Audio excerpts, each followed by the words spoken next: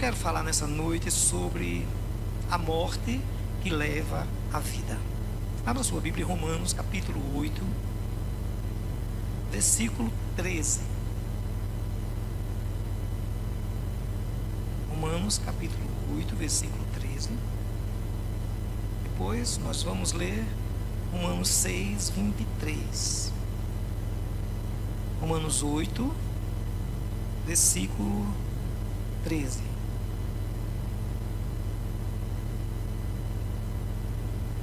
Diz assim a palavra do Senhor. Todos encontraram? Amém?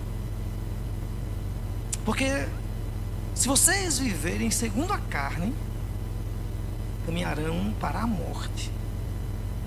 Mas se pelo Espírito mortificarem os feitos do corpo, certamente viverão. Agora Romanos, capítulo 6, último versículo, versículo 23. Porque o salário do pecado é a morte, mas o dom gratuito de Deus é a vida eterna em Cristo Jesus, nosso Senhor. Pai, eis a tua palavra, Senhor, que é viva e eficaz, mas necessitamos do teu Espírito Santo para abrir o nosso coração, a nossa mente, para que possamos entender, compreender e aplicar na nossa vida, para a edificação da tua igreja e para a honra e glória do teu nome. Senhor, fala comigo, fala com meus irmãos nessa noite. Tudo que precisamos ouvir para louvor e glória do teu nome, em nome de Jesus. Amém. Algumas coisas ainda me chocam. Quando eu digo ainda me chocam, irmãos, porque a gente está vivendo um tempo profetizado pelo apóstolo Paulo quando escreveu a Timóteo, que o nosso coração está duro, coisas terríveis estão acontecendo, a gente nem sente, nem chora.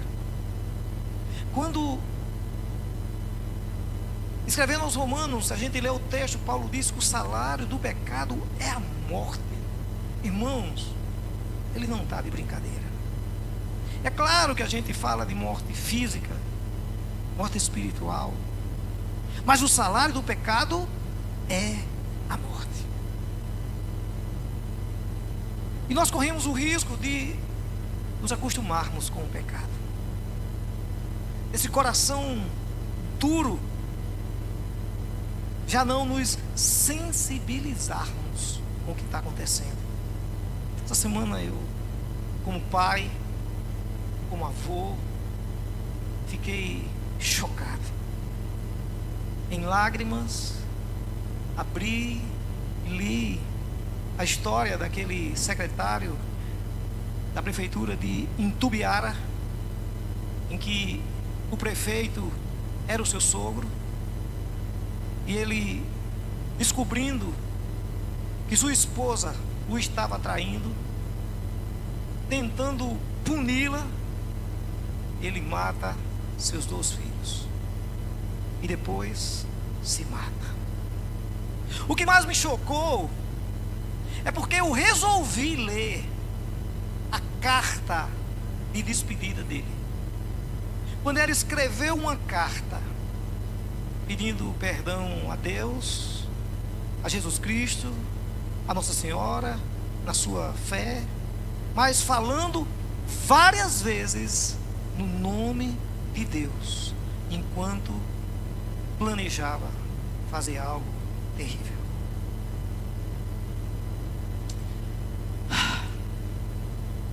Uma das grandes líderes, cantoras, uma das maiores do Brasil e da Bahia, que se diz evangélica, porque se converteu já há um tempo, eu nem sei quanto tempo, agora no carnaval, confrontada, como é que ela agora, crente, conduzia blocos no carnaval, ela disse: Jesus é meu amigo.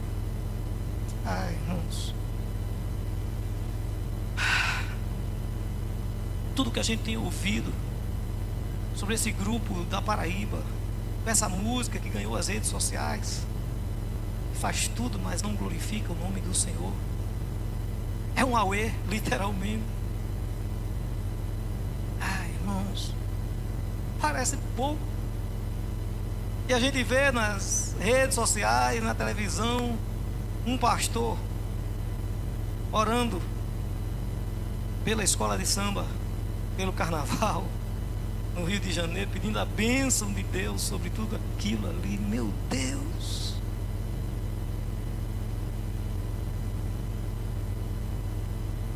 Um pastor de um amigo meu, não vou dizer o nome, mas como está nas redes sociais, vai expor, irmãos. Um homem de Deus, uma bênção de Deus, que eu já convidei, já pregou aqui nesse púlpito, e ele é tudo isso.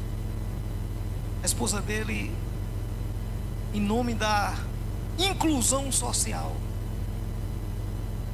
saiu em um bloco de carnaval em João Pessoa, pensando que estava fazendo algo bom. Você é um bloco de inclusão social. Ah, irmãos, o salário do pecado é a morte. Morte física, como o caso do rapaz que matou seus filhos. Hoje eu ouvi a declaração da esposa, não vou julgá-la, também usando o nome de Deus pelas suas perdas. Meu Deus, não vou, irmãos, julgar quem quer que seja, mas quem tenta justificar Jesus é meu amigo. Deixa eu dizer uma coisa para você na linguagem nordestina: Jesus não é seu parceiro. Ele pode ser meu amigo, ele pode ser seu amigo, e é, mas Jesus é Senhor da minha vida e da sua vida. Então a gente começa já deixando claro, já passando a régua, para dizer quem é esse que nós louvamos, exaltamos, glorificamos e adoramos nessa noite. Eu digo isso, irmãos, porque quando a gente olha para esse texto de Romanos capítulo 8, é preciso que fique claro: Paulo não está escrevendo para a cidade de Roma, não está escrevendo para os líderes políticos da capital do império, não. Ele está escrevendo para a igreja. Essa epístola que ele escreve aos romanos era para a igreja cristã que se reunia em Roma, capital do império, onde a maioria das pessoas adoravam o imperador como Deus. E ele escreve dizendo exatamente: porque se vocês viverem segundo a carne, caminharão para a morte. Mas se pelo Espírito, e se você olhar o texto de Romanos 8, versículo 13, aqui está com E maiúsculo, mas se pelo Espírito Santo, vocês mortificarem os feitos do corpo, certamente viverão. Talvez você não entendeu direito, então deixa eu ser claro e objetivo, como diz a irmã Maurina. Se você, da igreja dos crentes, da PIB do Castelo Branco, se vocês viverem segundo a carne, satisfazendo os desejos e a vontade da carne, certamente morrerão. Mas que ninguém entendeu. Diga amém, irmãos. Essa não é palavra do pastor Moraes. Essa não é simplesmente palavra do apóstolo Paulo escrevendo para a igreja de Roma. Essa é a palavra do Senhor para mim e para você e para toda a sua igreja. Eu pego carona na mensagem que eu não ouvi, mas sei que foi uma bênção de Sérgio lá em Mucatu. Não dá para brincar de ser crente, irmãos, não. Um dia eu era o cara que mais gostava de carnaval. Você não tem ideia. Eu nem conto essa história porque é um testemunho. Basta dizer que cada dia de carnaval eu estava em uma cidade diferente. A minha esposa, eu já dizia a ela: olha, carnaval já sabe, eu não apareço em casa, eu chego só para dormir. Quando chega, né? Porque chega de madrugada e tal. E assim, no contexto do mundo, ela sofria, chorava, mas essa era a realidade. Ninguém, é só uma força de expressão, gostava mais de carnaval do que eu. Mas quando um dia eu entreguei minha vida para Jesus, e Ele se tornou Senhor da minha vida, eu entendi, Sérgio, que eu não estava a brincar de ser crente. Eu entendi que o pecado, que é o nosso inimigo, como disse Paulo, o salário do pecado é a morte. Jesus disse: eu vim para que vocês tenham vida e a tenham em abundância. Nesse mesmo versículo diz que o ladrão vem somente para roubar, matar e destruir. Eu entendi, à luz da palavra de Deus, na revelação do Espírito Santo, que eu tinha nascido de novo, que essa história não fazia mais parte da minha vida, que eu precisava me libertar de tudo aquilo. Mas também entendi que sozinho eu não conseguiria. Eu precisava de poder, eu precisava de ajuda, de socorro. E só quem podia fazer essa obra maravilhosa, tremenda, gloriosa na minha vida era o Espírito Santo. Ai, irmãos, quando eu olho para esse texto, eu quero tirar algumas verdades já direto para a gente pensar nessa noite. A primeira, esse texto não está falando sobre perda da salvação, mas da morte que leva a vida. Porque se vocês viverem segundo a carne, caminharão para a morte. Quem quer levar uma vida se dizendo cristão, evangélico, porque eu congrego, porque eu dou o dízimo, porque eu frequento, mas quem estiver vivendo segundo a carne, fazendo os desejos e a vontade da carne, essa pessoa está caminhando para a morte. Morte física, sim. Morte espiritual, sim. Não dá para brincar de ser crente, irmãos. Há uns 15 anos atrás, não lembro aí a data, irmã Marta, se lembrar, me ajude. Irmã Marta estava comigo nessa parada, e outros irmãos da igreja também. Nós plantamos uma igreja em Araçagi. Teve o projeto com a Jubalite, pastor José, e nós da igreja fomos uns 15, 20 pessoas, não lembro, para ajudar a plantar essa igreja. Tinha um rapaz ali, desculpa, era a maneira que eu lembro, a gente chamava ele assim, sem discriminação, com amor, com carinho, a gente chamava ele o Negão, porque era uma pessoa assim linda, sabe, essa pessoa linda, maravilhosa. Ele cantava no louvor, ele levava caixa de som gigante na cabeça, e era um cara, a gente amava aquele rapaz. Eu queria ter ele perto de mim, para ele dirigir o louvor, para ele pregar, para ele testemunhar. Era o cara. Algum tempo depois que nós durante uma semana plantamos esta igreja, encontrei alguém que disse: rapaz, o Negão se afastou dos caminhos do Senhor. Caramba, como pode?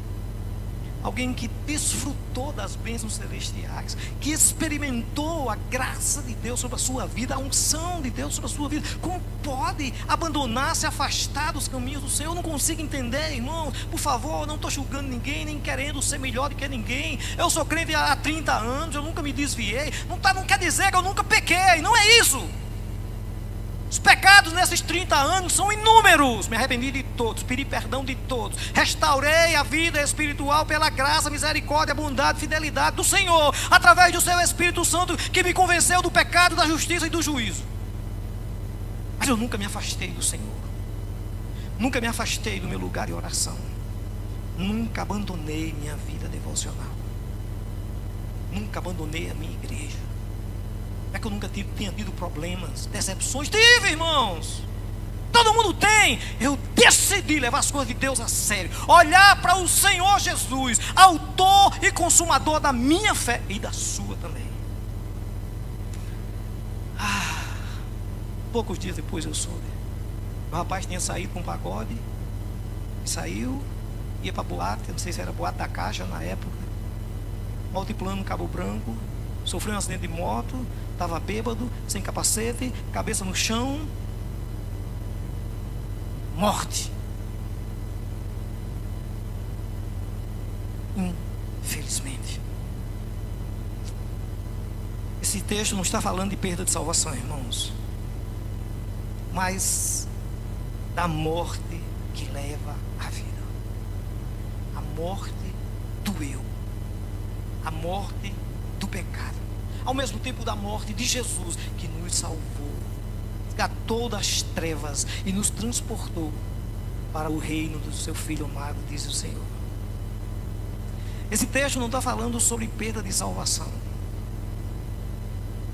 mas às vezes a pessoa perde a vida, deixa de desfrutar das bênçãos celestiais. Há também a morte espiritual. Lembra de Davi? Quando pecou com Betseba, a história sempre é a mesma. Primeiro, ele viu, desejou, convidou, se deitou com ela, tentou esconder o pecado, assassinou o seu marido pelas mãos dos inimigos, manipulou, parecia um crente, aliás, um excelente crente, afinal de contas, o pobre do Urias tinha morrido. O nosso rei é tão maravilhoso, tão bonzinho, tão bondoso, que ele pegou a viúva e trouxe para ser a esposa dele. Mentira, falsidade, engano. Até que o profeta vai lá, o profeta Natan, e bota o dedo na cara. Eu não sei quem é inocente o suficiente para achar que consegue esconder a vida dupla. Porque Provérbios 15:3 diz que os olhos do Senhor estão em todo lugar, contemplando os maus e os bons. Porque no Salmo 139 o salmista diz: Senhor, tu me sonda e me conhece o meu deitar e o meu levantar. A palavra nem chegou à boca, o Senhor conhece toda. De onde eu me esconderia do Senhor? Irmãos, em segundo lugar, na Bíblia nós encontramos, se referindo a Davi, nesse evento que nós citamos, perda da alegria da salvação, perda da comunhão com o Espírito Santo. Também se fala de morte física, tudo isso como consequência do pecado. O profeta Isaías diz que o pecado nos afasta de Deus. As vossas iniquidades, ele diz assim: a mão do Senhor não está encolhida para que não possa abençoar, ou algumas versões, para que não possa salvar, nem seus ouvidos estão surdos para que ele não consiga ouvir. Mas as vossas iniquidades fazem separação entre vós e o vosso Deus, impedindo que ele vos ouça.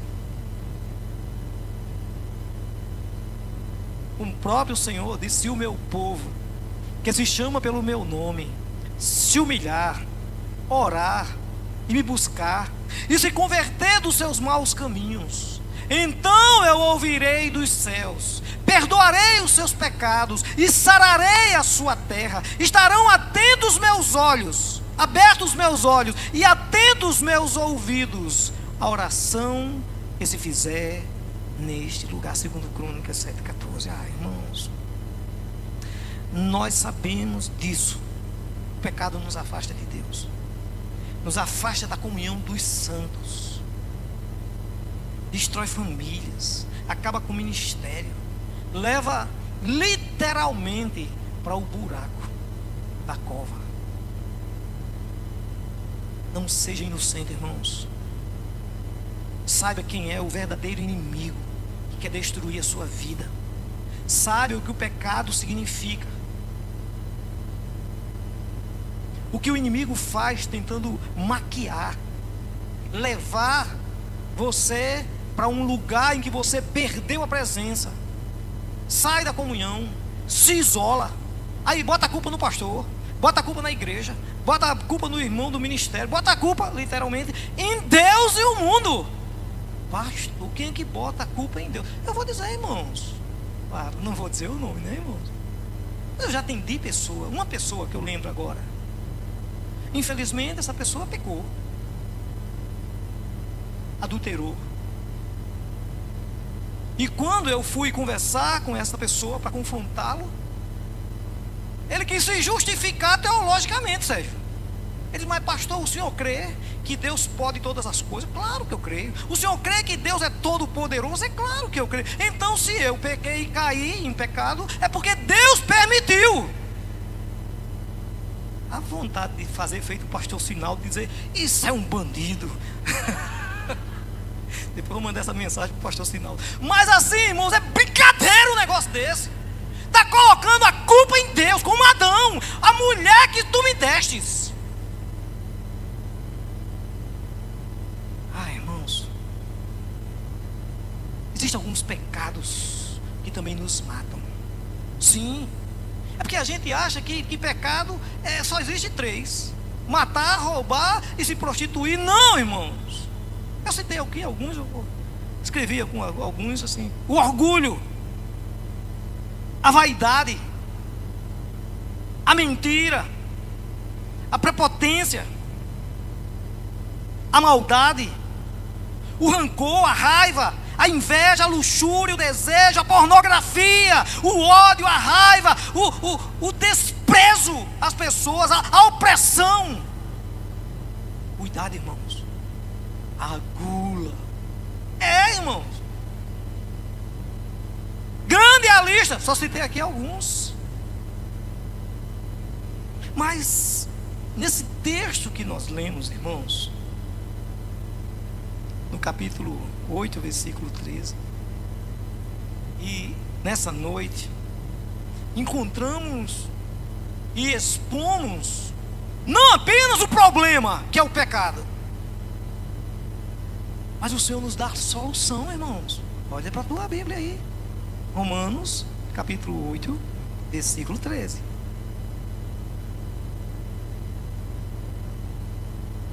Porque se vocês viverem segundo a carne, caminharão para a morte. Agora, olha a solução na parte B do versículo: mas,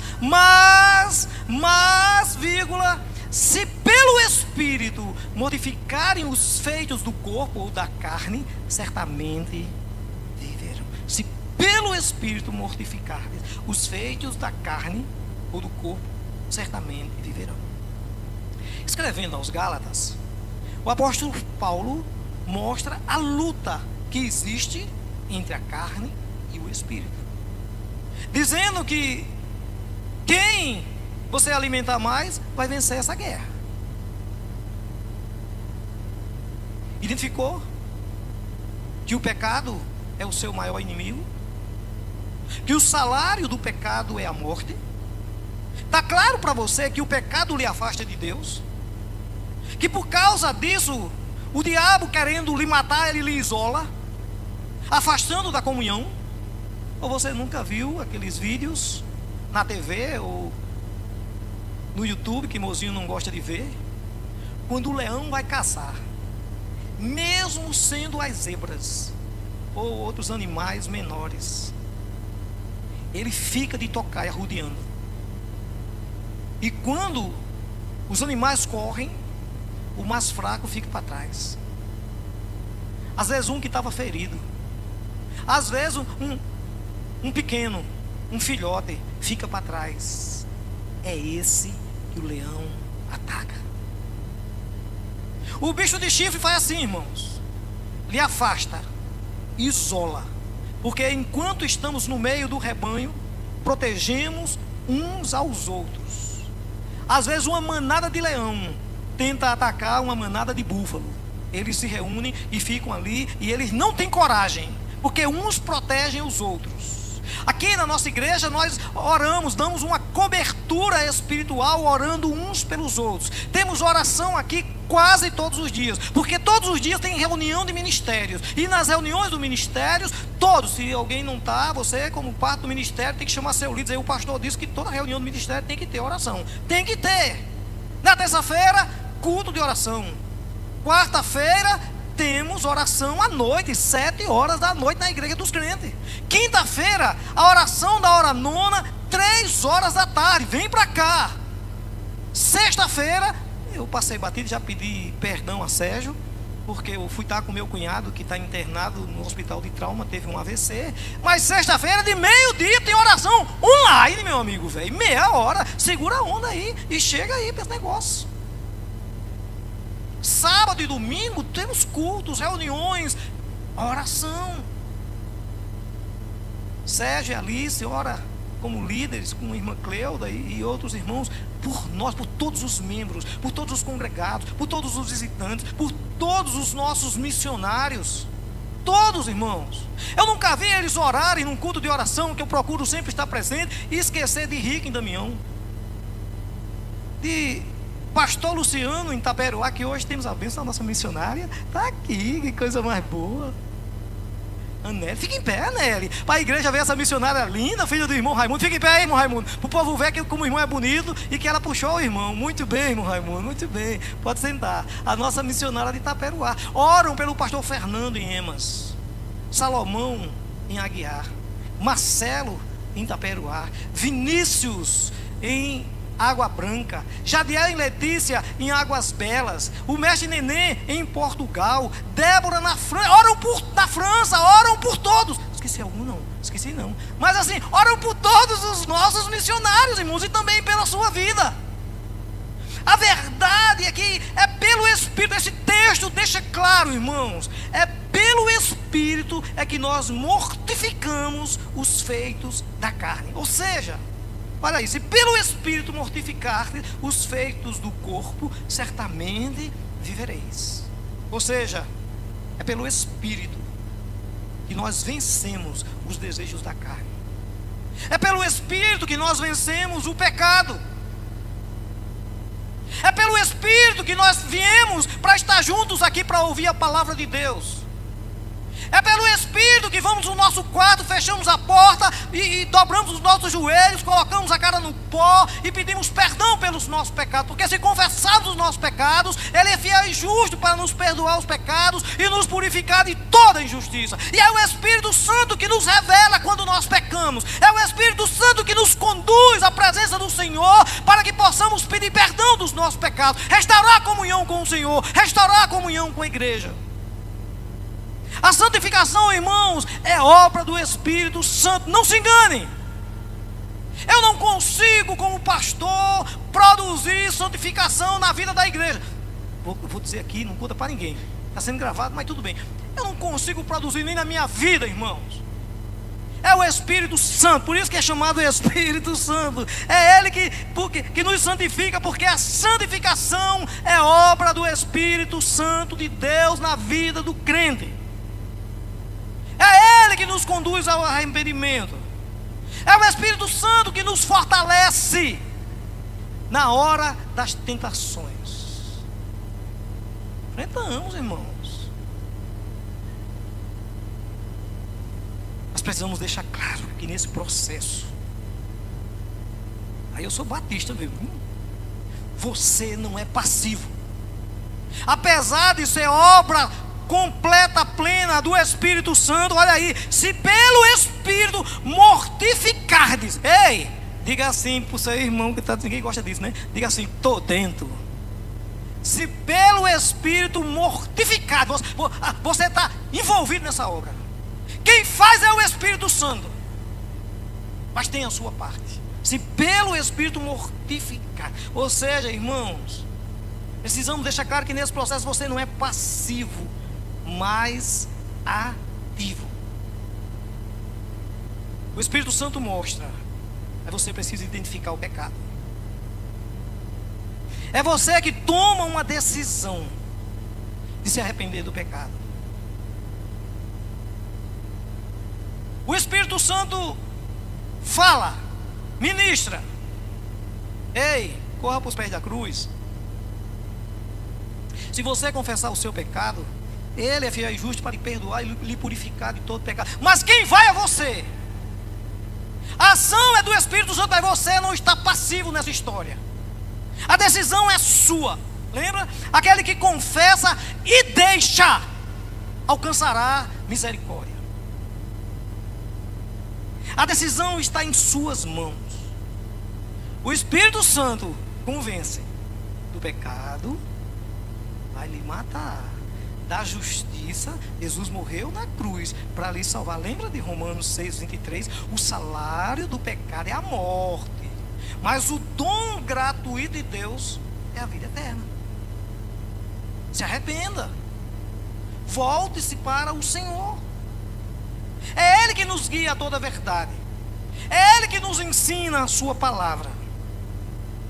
Isso não é algo, irmãos, que acabou quando eu entreguei minha vida para Jesus. A luta contra o pecado, irmãos, é até o fim. Existe uma diferença muito grande entre mortificação do pecado e erradicação do pecado. O Senhor, Ele nos deu a vitória sobre o pecado. Eu já não sou mais escravo do pecado. Antes eu era, irmãos. Porque o pecado não apenas me seduzia, Wellington, me conduzia. Eu não tinha forças para resistir ao pecado. Assim como alguém que fuma lá um negócio, ou cheira aquele outro, não consegue resistir. Mas quando eu aceitei Jesus como Senhor e Salvador da minha vida, e você também, o Espírito Santo veio habitar em mim, habitar em você. Agora eu não sou mais escravo do pecado. Quando eu peco, ou quando estou propenso ao pecado, o Espírito Santo mostra, revela. Se eu pisei na bola e caí, Ele me conduz ao arrependimento. Ele me leva aos pés da cruz, me leva a confessar o meu pecado, para restaurar minha comunhão com Deus, para voltar para a comunhão, para a casa do Senhor, para estar servindo no ministério. Tudo isso, irmãos, acontece com cada um de nós. Pastor, meu Deus, e é assim? Com o senhor também, pastor? Comigo não, irmão. Com todos nós. Até com o apóstolo Paulo. Com o apóstolo Paulo? Sim, irmãos. Vem comigo. Romanos capítulo 7, versículo 14. Vem comigo. Paulo diz assim: porque bem sabemos que a lei é espiritual. Eu, porém, sou carnal, vendido à escravidão do pecado, porque nem mesmo compreendo o meu próprio modo de agir, pois não faço o que prefiro, e sim o que detesto. Ora, se faço o que não quero, concordo com a lei que é boa. Nesse caso, quem faz isso já não sou eu, mas o pecado que habita em mim. Porque eu sei que em mim, isso é, na minha carne, não habita bem nenhum. Pois o querer o bem está em mim, mas não o realizá-lo. Porque não faço o bem que eu quero, mas o mal que não quero, esse faço. Mas, se eu faço o que não quero, já não sou eu quem faz, e sim o pecado que habita em mim. Assim, contra esta lei, quando quero fazer o bem, o mal reside em mim. Porque, segundo o homem interior, tenho prazer na lei de Deus, mas vejo nos meus membros, eu também vejo, outra lei que, guerreando contra a lei da minha mente, me faz prisioneiro da lei do pecado que está nos meus membros. Conclusão do apóstolo Paulo, versículo 24. Miserável homem que sou, quem me livrará do corpo desta morte? Conclusão: graças a Deus por Jesus Cristo, nosso Senhor, de maneira que eu, de mim mesmo, com a mente, sou escravo da lei de Deus, mas segundo a carne, sou escravo do pecado.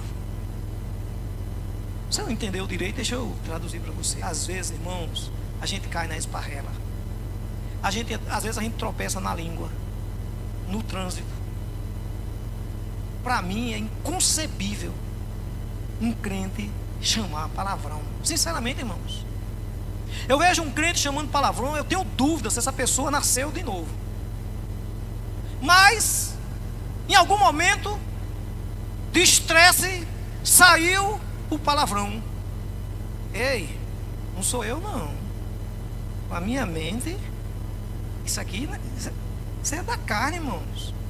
Errei, pequei, corro para a cruz, me prostro, peço perdão. Se eu disse uma palavra que feriu você, ou feriu minha esposa, ou feriu meu filho, ou feriu alguém, eu tenho obrigação de ir lá e pedir perdão, e buscar reconciliação, voltar à comunhão. Por isso, essa diferença entre a mortificação do pecado e a erradicação do pecado. O pecado está morto para mim e para você, enquanto homem e mulher, seres espirituais. Mas ainda está vivo na minha carne, na sua carne, na sociedade, porque às vezes basta a gente ver uma coisa que a gente fica irado, fica com raiva, irmão, fica com ódio, como uma dessas que eu citei aqui.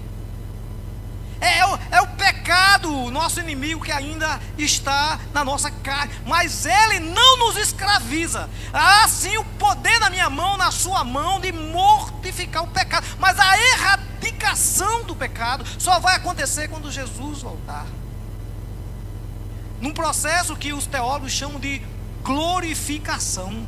Só quando acontecer a glorificação é que o pecado vai morrer, definitivamente vai ser erradicado. Aí nós vencemos de forma plena, completa, e vai chegar esse dia. Só quem crê, diga amém. Irmãos, a guerra contra o pecado só acaba na glorificação. Fomos libertos da escravidão do pecado, mas ainda não fomos libertos da presença do pecado. Quero concluir, irmãos, dizendo que o pecado é terrível, destrutível. Infelizmente, é um inimigo que ainda habita em mim e em você, que tenta nos matar, nos destruir, nos derrotar e nos levar para a escravidão mais uma vez. Mas eu declaro que em Cristo Jesus nós somos mais do que vencedores, amém, irmãos? Em todas as áreas, até contra o pecado, porque Jesus quebrou o poder do pecado. Já não somos mais escravos dele. A obra na cruz foi plena, perfeita, completa, conclusiva. E o Senhor, Ele disse: eu vou para o Pai, mas não vos deixarei só. Eis que vos enviarei o Espírito Santo, esse que veio morar, habitar em mim e em você. E como consequência, Ele vai nos preparando, nos ensinando, nos conduzindo, nos guiando a uma vida de santidade todos os dias. O inimigo tenta nos levar para o pecado, mas o Espírito Santo nos conduz a uma vida de santidade, nos leva para os pés da cruz, nos leva a mais uma vez confessar os nossos pecados. Não sei, talvez na sua vida você esteja decepcionado, na caminhada da fé, olhando para tudo que está acontecendo no mundo, pessoas que usam o nome de Deus em vão, pessoas que se dizem crentes, e aí cai na gandaia. Sinceramente, irmãos, dói para mim ver um colega de ministério, se é que posso chamar assim, por uma posição pessoal, envergonhar a classe, orando pela festa do pecado. Terrível, irmãos. Alguém usando como argumento a inclusão social, que é algo tão bonito, admirável, que todo mundo elogia. Uma pessoa crente se envolver nessa obra, seja qual for, irmãos. Deus não nos chamou para vivermos no pecado. Deus nos chamou para andarmos em santidade. O apóstolo Paulo disse: sede santo, como é santo o vosso Pai que está nos céus.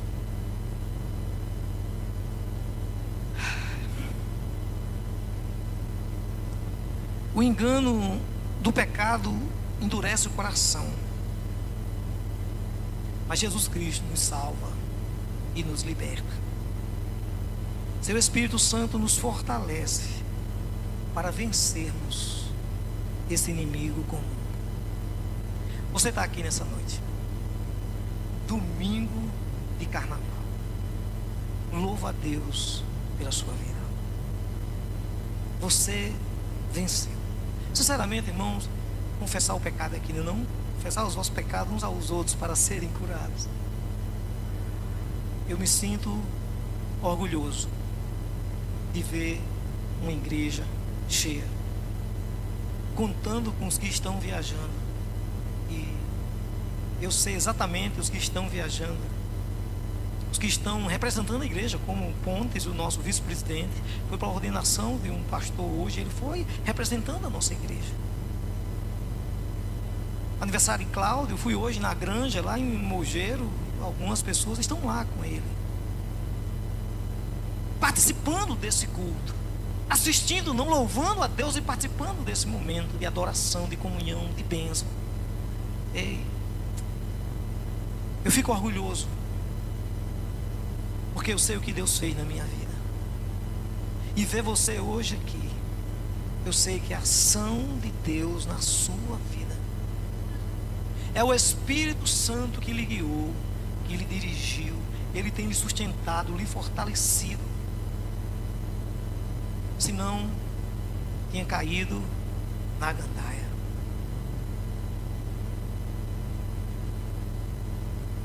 Mas o Senhor nos salvou, nos libertou do pecado e nos deu o seu Espírito Santo. Então, você pode agradecer a Deus.